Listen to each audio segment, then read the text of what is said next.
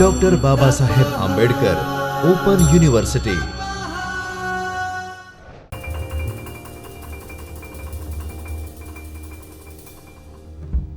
નમસ્તે મિત્રો doctor Baba Saheb Ambedkar open યુનિવર્સિટીના જ્યોતિર્મય પરિસર ખાતેના ચૈતન્ય સ્ટુડિયોમાંથી હું ડૉક્ટર ધવલ પંડ્યા આપનું સ્વાગત કરું છું।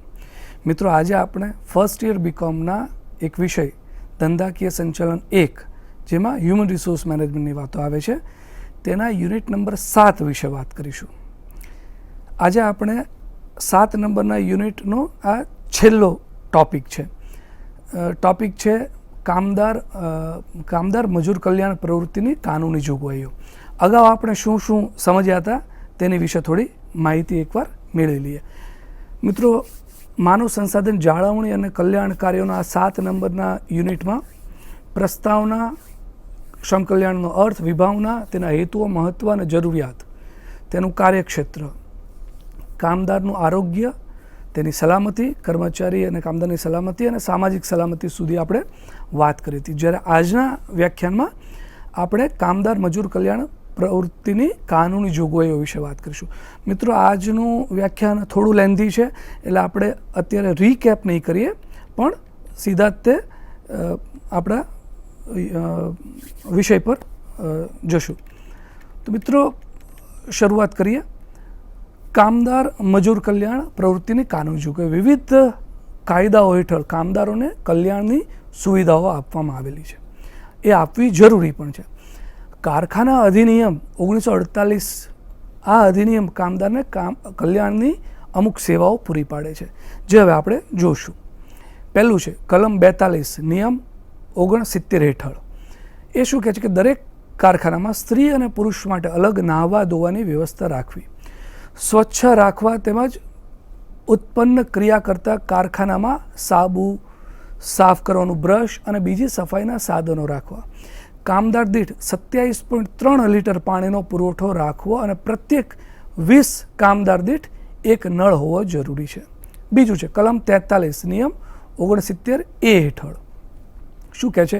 કારખાનામાં ચાલુ કામના કલાકો દરમિયાન ન પહેરવાના કપડાં રાખવા તેમજ ભીના કપડાં સૂકવવા અનુકૂળ જગ્યાની સગવડ રાખવી જોઈએ, તે માટે જરૂરી ઓરડા, ખીટી, લોકર કે બીજી સગવડ આપવી। ત્રીજું કલમ 44 મુજબ દરેક કારખાનામાં જે કામદારોને ઊભા કામ કરવાનું હોય ત્યાં તેઓને કામ દરમિયાન તક મળે અને આરામ લઈ શકે તે માટે પાટલી વગેરે બેસવાની સગવડ આપવી, જે કામદારોને બેઠા કામ કરવાનું હોય ત્યાં તેમની કાર્યક્ષમતા વધે તે રીતે સગવડ આપવી। ચોથું કલમ 45 નિયમ 70 હેઠળ। શું કહે છે કે દરેક કારખાનામાં અકસ્માતના પ્રસંગે પ્રાથમિક ઉપચાર માટે ફર્સ્ટ એડ બોક્સ રાખવું જોઈએ। 150થી વધુ કામદાર હોય ત્યાં ઓછામાં ઓછું એક ફર્સ્ટ એડ બોક્સ રાખવું અનિવાર્ય છે અને જરૂર પડે કે તરત તે અમલમાં લઈ શકાય તેવા તાલીમ પામેલ વ્યક્તિના હવાલે આ ફર્સ્ટ એડ બોક્સ રાખવું જરૂરી છે। 500થી વધુ કામદારો કામ કરતા હોય ત્યાં મેડિસિન સહિત નર્સિંગ સ્ટાફ સાથે એમ્બ્યુલન્સ રૂમ રાખવો તેમજ નજીકની હોસ્પિટલનો ટેલિફોન નંબર દર્શાવતી નોટિસ રાખવી જરૂરી છે। પાંચમું કલમ 46 નિયમ 72થી 78 મુજબ 150થી વધુ કામદાર હોય તેવા કારખાનામાં કેન્ટીન ચલાવવી ફરજિયાત છે। કેન્ટીન સહકારી મંડળી દ્વારા ચલાવવી જોઈએ। આવી કેન્ટીન બિન નફાના ધોરણે ચલાવવાની રહેશે। કામદારની માંગણી પ્રમાણે ચીજ વસ્તુઓ બનાવી શકાય તેવી વ્યવસ્થા હોવી જોઈએ। કેન્ટીન એ શૌચાલય, કોલસાના ઢગલા, ધૂળ, બોઇલરથી 15.2 મીટર દૂર હોવી જોઈએ। 30% કામદારો એક સામટા સમાઈ શકે તેટલો ડાઇનિંગ હોલ રાખવો જોઈએ। કેન્ટીનમાં દરેક વસ્તુના ભાવ પ્રદર્શિત કરવા, હિસાબો વર્ષ પૂરું થયે 2 મહિનામાં તૈયાર કરવા। કેન્ટીનની વ્યવસ્થાપક સમિતિની રચના દર 2 વર્ષે પુનઃ થવી જોઈએ। છઠ્ઠી બાબત છે કલમ 47 નિયમ 79 પ્રમાણે 150થી કામદારો કામ કરતા હોય તેવા દરેક કારખાનામાં પૂરતા આશ્રય સ્થાન, આરામગૃહ અને ભોજન ખંડોની વ્યવસ્થા હોવી જોઈએ। પીવાના પાણીની સગવડ ભોજન ખંડમાં રાખવી જ જોઈએ। અનુકૂળ બેસવાની સગવડ પણ હોવી જોઈએ. 7મી બાબત કલમ 48 નિયમ 80-83 એ મુજબ 30 કે તેથી વધુ સ્ત્રી કામદાર કામ કરતી હોય તેવા દરેક કારખાનામાં ઘોડિયાઘર રાખવાનું રહેશે, જેમાં 6 વર્ષથી નાના બાળકો માટે પૂરતી સગવડ હોવી જરૂરી છે. અને આ ઘોડિયાઘર માટે અને બાળકોની સલામતી સાચવણી માટે તાલીમ પામેલી સ્ત્રીઓ રાખવાની રહેશે.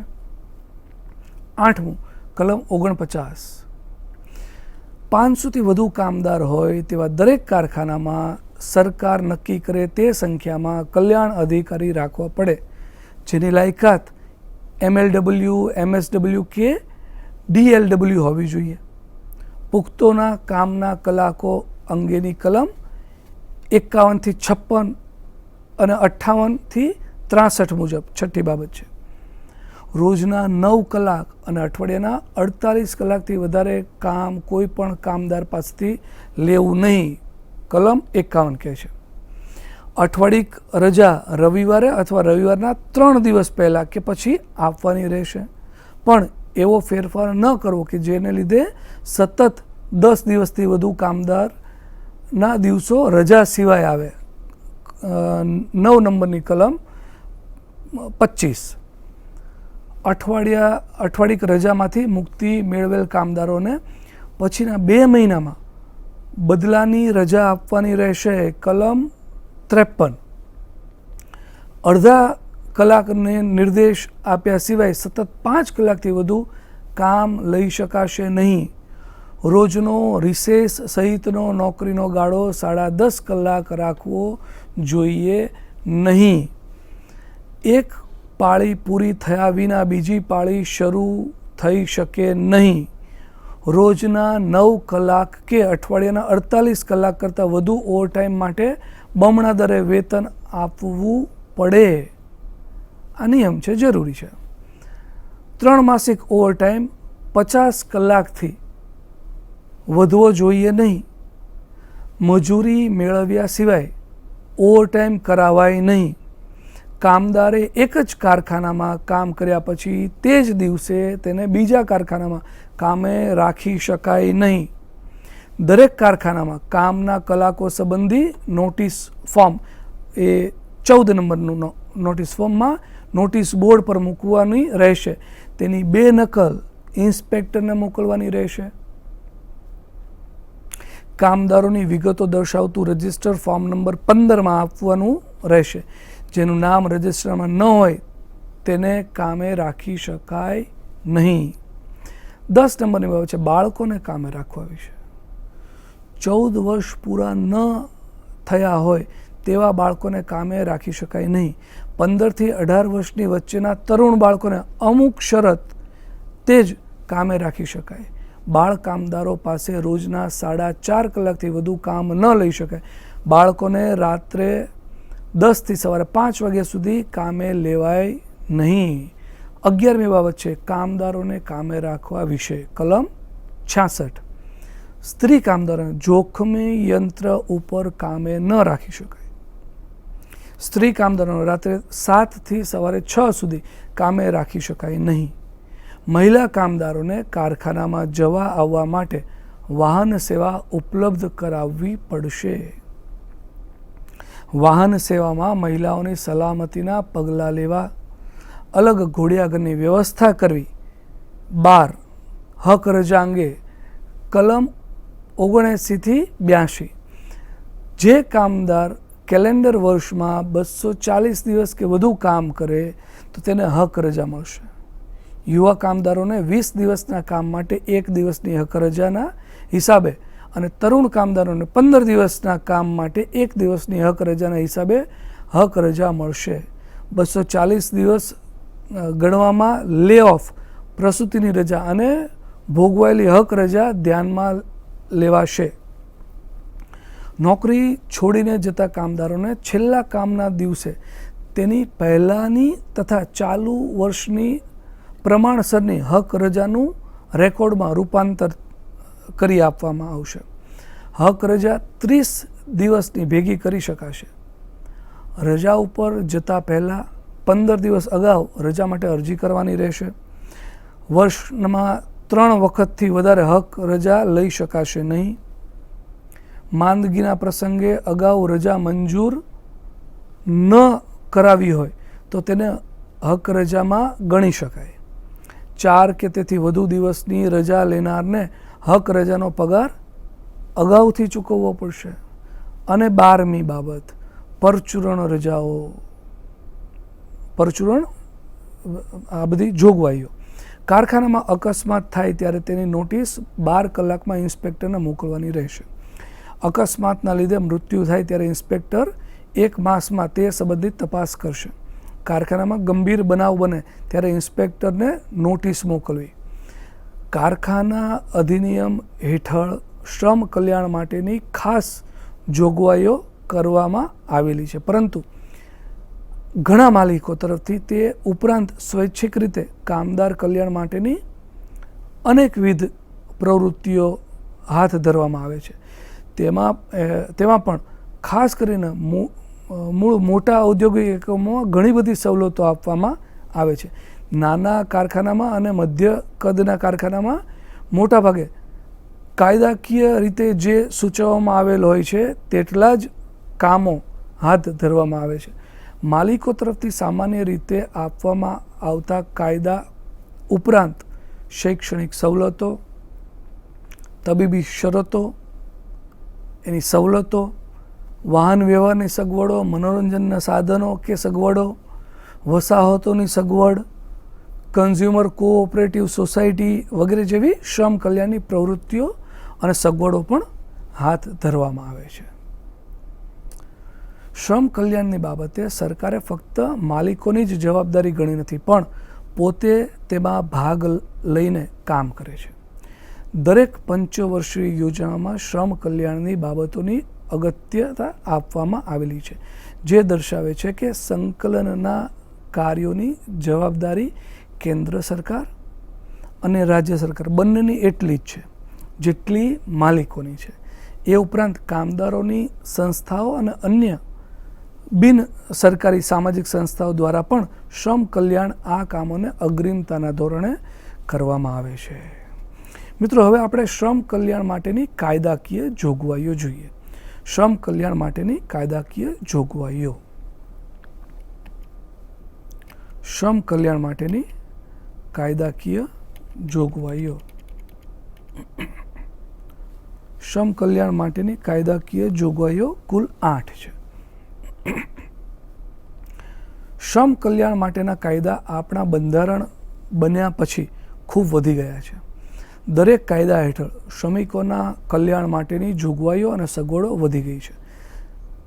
શ્રમિકો માટેના શ્રમ કલ્યાણ અને સગવડોને લગતા આ જે આપણે સ્ક્રીન ઉપર જોયા તે કેટલાક કાયદાઓ છે. તેની શરૂઆત આપણે કરીએ. પહેલું, કારખાના અધિનિયમ 1948. બીજું છે કારખાના વીમા યોજના અધિનિયમ 1948.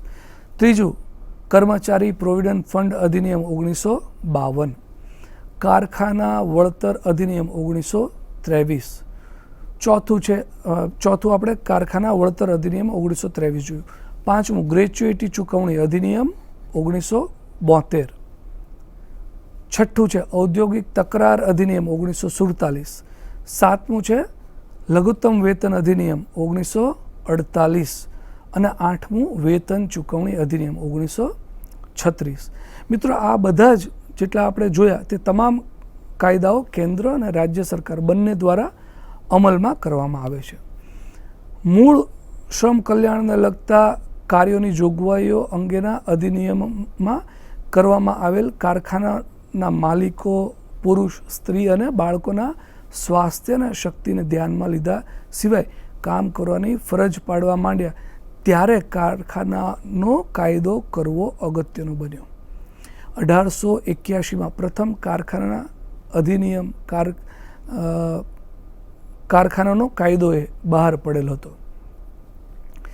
કારખાના અધિનિયમમાં વખતો વખત સુધારો કરીને શ્રમિકોને વધુ કલ્યાણકારી સવલતો મળે તેની જોગવાઈઓ કરવામાં આવી છે. કારખાના અધિનિયમમાં સ્વાસ્થ્ય, સલામતી અને કલ્યાણ માટેની જોગવાઈઓ કરવામાં આવી છે. સ્વાસ્થ્ય અંગેની કેટલી જોગવાઈઓ છે તે હવે આપણે થોડી જોઈએ. સ્વાસ્થ્ય અંગેની જોગવાઈઓ. સ્વાસ્થ્ય અંગેની જોગવાઈઓ. સ્વાસ્થ્ય અંગેની જોગવાઈઓ કુલ 10 છે. પહેલી છે જગ્યાને સ્વચ્છ રાખવી. બીજી છે બગડેલા પદાર્થો અને ગંદા પ્રવાહીનો નિકાલ કરવો. ત્રીજું, હવાની આવજા અને ઉષ્ણતામાન જાળવવાની. ચોથું, ધૂળ અને ડમરીઓ એકઠી થતી રોકવાની. પાંચમી, બેહદ ભીડ ટાળવાનો. છઠ્ઠી, અપ્રાકૃતિક રીતે હવામાનની જાળવણી. સાતમું, પૂરતા પ્રમાણમાં અજવાળું. આઠમું, પીવા માટે પાણીની સગવડ અત્યંત ઉપયોગી. નવમું, સંડાસ અને મૂતરડીની જોગવાઈ. 10મું, થૂકદાનીની જોગવાઈ. આમ આ 10 સ્વાસ્થ્ય અંગેની જોગવાઈઓ હતી. હવે સુરક્ષા માટેની કેટલી જોગવાઈઓ છે? સુરક્ષા માટેની આપણે જોગવાઈઓ જોઈએ. સુરક્ષા માટેની જોગવાઈઓ કુલ 17 છે. 17 છે. અહીં સ્ક્રીન પર 6 છે, પછી બીજી આપણે જોઈશું. તો એમાં યંત્રોને વાડ કરવા માટે. બીજું, ચાલુ યંત્રો ઉપર અથવા તો તેની પાસે કામ કરવા, કામદારોને રક્ષણ આપવા માટેની જોગવાઈ. ત્રીજું, નાની વયની વ્યક્તિઓને જોખમી યંત્રો ઉપર કામ કરવામાં રક્ષણ આપવા માટેની જોગવાઈ. ચોથું, ઉચ્ચાલન યંત્રો એટલે કે હાઈએસ્ટ અને લિફ્ટ સારી હાલતમાં રાખવા. નુકસાનકારક ધુમાડા, ગેસ, ધૂળ, રસથી કામદારોનું રક્ષણ કરવા. પાંચમું. છઠ્ઠું છે સ્વયં સંચાલિત યંત્રો. સાતમું, સ્ત્રી અને બાળ કામદારોનું જોખમી યંત્રો સાથેની કામગીરી.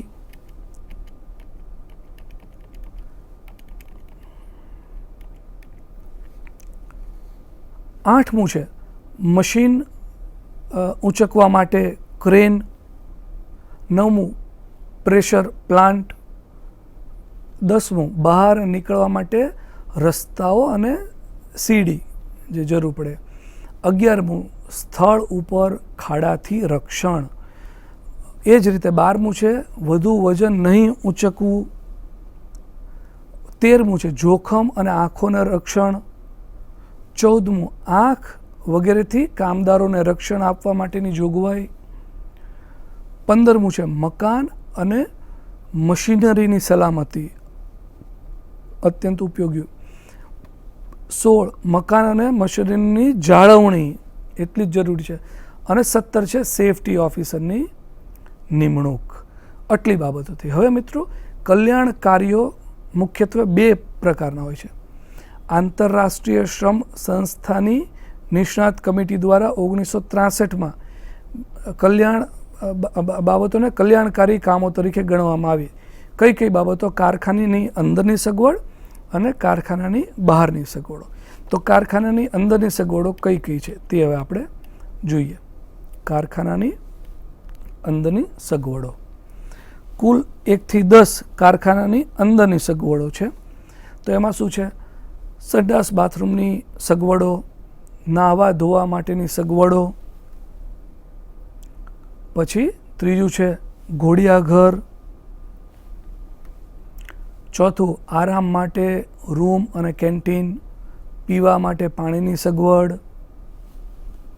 છઠ્ઠું છે સ્વાસ્થ્ય અને સલામતીની સેવાઓ.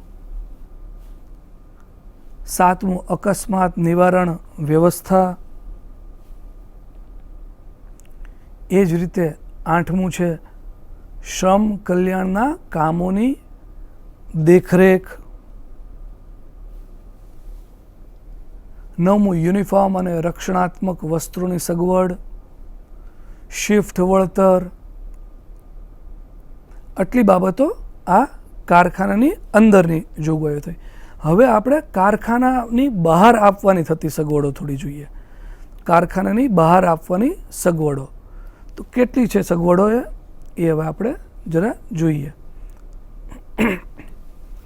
કારખાનાની બહાર આપવાની સગવડો એ કુલ 11 છે. પ્રસૂતિનો લાભ, સામાજિક સુરક્ષા, તબીબી સવલતો, શૈક્ષણિક સવલતો, રહેઠાણ મકાનની સુવિધા ઘણી કંપનીઓ જે આપતી હોય છે, છઠ્ઠું છે મનોરંજન માટેના સાધનો. સાતમું હોલિડે હોમ અને રજા પ્રવાસોની સગવડ. આઠમું છે કોઓપરેટિવ સોસાયટી જેમ કે કન્ઝ્યુમર કોઓપરેટિવ સ્ટોર, વ્યાજબી ભાવની દુકાનો વગેરે. નવમું છે વ્યવસાયિક તાલીમની સગવડ. 10મું બાળકો, યુવાનો અને સ્ત્રીઓને માટે કલ્યાણકારી કાર્યક્રમો. 11મું છે વાહન વ્યવહારની સગવડ. આમ આ 11 એનાથી. હવે મિત્રો, કારખાનાના કાયદા સિવાય અન્ય કાયદા હેઠળ પણ કામદારો માટે કલ્યાણના કામો ફરજિયાત બનાવવાના હેતુની જોગવાઈઓ કરવામાં આવેલી છે. એ પહેલું છે માઇન્સ એક્ટ. અન્ય જોગવાઈઓ હવે આપણે જોઈએ કઈ કઈ અન્ય જોગવાઈઓ છે તે. કેટલી અન્ય જોગવાઈઓ છે તે. તો આ પહેલું છે માઇન્સ એક્ટ 1952. આ કાયદા હેઠળ કામદાર કલ્યાણ માટે કેટલીક જોગવાઈઓ કરવામાં આવી છે. કઈ કઈ જોગવાઈઓ કરવામાં આવી છે તે હવે આપણે જોઈએ. પહેલું, જ્યાં પણ 50થી વધુ સ્ત્રી કામ કરતી હોય ત્યાં ઘોડિયાઘરની સુવિધા હોવી જરૂરી છે. પહેલું. બીજું, 150 અથવા તેથી વધુ કામદારો હોય ત્યાં નાસ્તા માટે શેલ્ટર હોવું જરૂરી છે, એક વ્યવસ્થા હોવી જરૂરી છે. જો 250 અથવા તેથી વધુ કામદારો હોય ત્યારે કેન્ટીનની સુવિધા ફરજિયાત હોવી જરૂરી છે. ચોથું, કોલસાની ખાણમાં કામ કરતા કામદાર માટે એક નાહવાની સુવિધા ફુવારા સાથે. બીજું, શૌચાલયની સુવિધા. ત્રીજું, લોકર સ્ત્રી અને પુરુષ માટે અલગ એની સુવિધા હોવી જોઈએ. અને ચોથું, 150 અથવા તેથી વધુ કામદારો હોય ત્યાં ફર્સ્ટ એડ બોક્સની સાથે ફર્સ્ટ એડ રૂમની પણ વ્યવસ્થા હોવી જોઈએ. પાંચમું, 500 અથવા તેથી વધુ કામદારો હોય ત્યાં કલ્યાણ અધિકારીની જગ્યા હોવી જોઈએ, તે જે તમામ કામદાર કલ્યાણની બાબતોનો ઇન્ચાર્જ હોય. પ્લાન્ટેશનનો કાયદો 1951. પ્લાન્ટેશનના કાયદા હેઠળ કામદાર કલ્યાણ માટેની કેટલીક જોગવાઈઓ કરવામાં આવેલી છે. કઈ કઈ જોગવાઈ કરવામાં આવી છે તે જોઈએ. તો પહેલું છે 150 અથવા તેથી વધુ કામદારો હોય તો તે માટે એક કેન્ટીન હોવી ફરજિયાત છે. બીજું, જે જગ્યામાં 50 અથવા તેથી વધુ સ્ત્રી કામદારો હોય તેમના માટે ઘોડિયાઘર હોવું ફરજિયાત છે. ત્રીજું, કામદારો અથવા તેમના બાળકો માટે મનોરંજન રમતગમતની સુવિધા હોવી જરૂરી છે, એ ફરજિયાત છે. ચોથું, જ્યાં કામદારના 6 થી 12 વર્ષની વયમર્યાદાના 25 અથવા તેથી વધુ બાળકો હોય તેવા તેમના માટે શિફ્ટની સુવિધા હોવી અનિવાર્ય છે. પછી જે તે જગ્યામાં કામ કરતા કામદારો તેમના કુટુંબ માટે રહેઠાણની સુવિધા હોવી જરૂરી છે. એ જગ્યા એટલે કે એને બાગાનમાં કામ કરતા તમામ કર્મચારીઓને છત્રી, ધાબળા, રેનકોટ આ બધાની સુવિધા હોવી જરૂરી છે. જે જગ્યામાં 300 અથવા તેથી વધુ કામદારો હોય ત્યાં શ્રમ કલ્યાણ અધિકારીની જગ્યા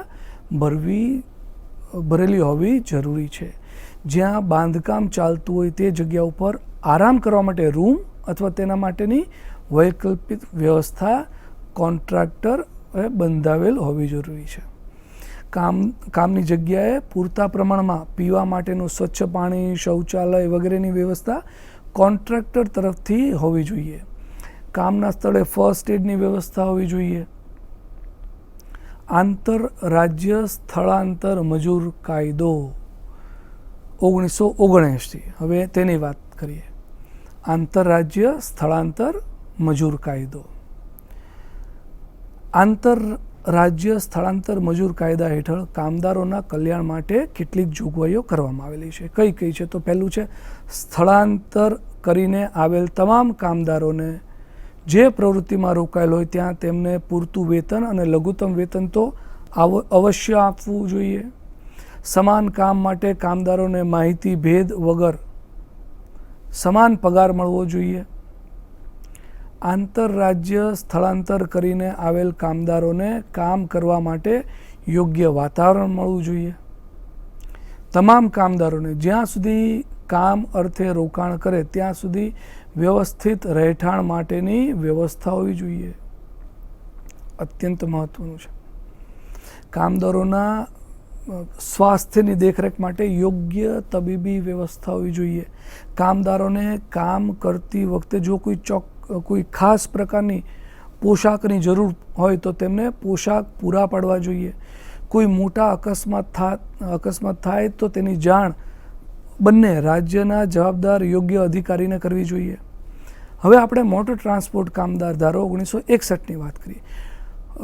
મોટર ટ્રાન્સપોર્ટ કામદાર અધિનિયમ હેઠળ કામદાર કલ્યાણ માટેની કેટલીક જોગવાઈઓ કરવામાં આવેલી છે.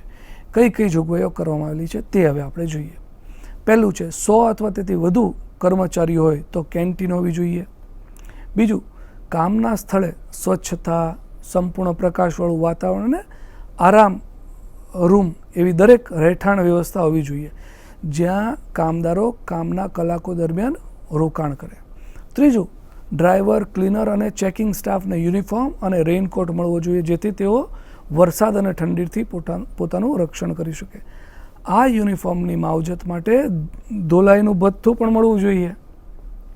ચોથું, રાજ્ય સરકારના નિયમ મુજબ જ્યાં જ્યાં કામદારો કામના કલાક દરમિયાન હાજર રહે, રહેઠાણ કરે તેવી તમામ જગ્યાઓ ઉપર તબીબી સેવાઓ ઉપલબ્ધ હોવી જરૂરી છે. પાંચમું, દરેક વાહનમાં ફર્સ્ટ એડ બોક્સની સવલત ઉપલબ્ધ હોવી જોઈએ. અને હવે અંતિમ, કોન્ટ્રાક્ટ મજૂર અધિનિયમ 1970. કોન્ટ્રાક્ટ મજૂર અધિનિયમ હેઠળ કામદારોના કલ્યાણ માટે કેટલીક જોગવાઈઓ કરવામાં આવેલી છે. પહેલી, જ્યાં 100 અથવા 100થી વધુ કામદારો હોય ત્યાં કેન્ટીનની વ્યવસ્થા હોવી જોઈએ. બીજું, જ્યાં કામદારોને કામ અર્થે રાત્રે રોકાણની જરૂરિયાત ઊભી થાય ત્યાં રેસ્ટ રૂમની વ્યવસ્થા હોવી જોઈએ. કામના સ્થળે પીવા માટે સ્વચ્છ પાણીની વ્યવસ્થા, પૂરતા પ્રમાણમાં શૌચાલયની વ્યવસ્થા અને નાહવા ધોવાની સગવડ હોવી જોઈએ. પ્રાથમિક સારવાર માટેની સવલત હોવી જોઈએ. આટલી બાબતો મિત્રો આ સબ યુનિટમાં આપણે જોઈ. હવે આપણે સ્વાધ્યાયના થોડા પ્રશ્નો જોઈ લઈએ. કયા પ્રશ્નો અહીં આવી શકે તો એ આપણે સ્વાધ્યાયના પ્રશ્નો જોઈએ. તો પહેલો પ્રશ્ન છે, શ્રમ કલ્યાણ માટેની કાયદાકીય જોગવાઈઓ વિશે વિગતે માહિતી આપો. શ્રમ કલ્યાણમાં સ્વાસ્થ્ય વિશેની કેટલીક જોગવાઈઓ છે, કેટલી જોગવાઈઓ છે તે વિશે વિગતે માહિતી આપો. ત્રીજો પ્રશ્ન એવો પૂછાઈ શકે કે શ્રમ કલ્યાણમાં સુરક્ષાનું મહત્ત્વ કેટલું છે તેની વિગતે માહિતી આપો. આ ઉપરાંત મિત્રો ટૂંકા પ્રશ્નો, કારખાનાની અંદરની સગવડો વિશે માહિતી આપો, કારખાનાની બહારની સગવડો, બહારની આપવામાં આવતી સગવડો વિશે માહિતી આપો, અને ત્રીજું, અન્ય જોગવાઈઓ વિશે માહિતી આપો. આ સાથે મિત્રો યુનિટ નંબર 7 અહીં પૂર્ણ થાય છે. હવેના વ્યાખ્યાનમાં આપણે યુનિટ 8 વિશે માહિતી મેળવશું અને વિષયને સમજવાનો પ્રયત્ન કરીશું. ત્યાં સુધી રજા આપો. નમસ્કાર.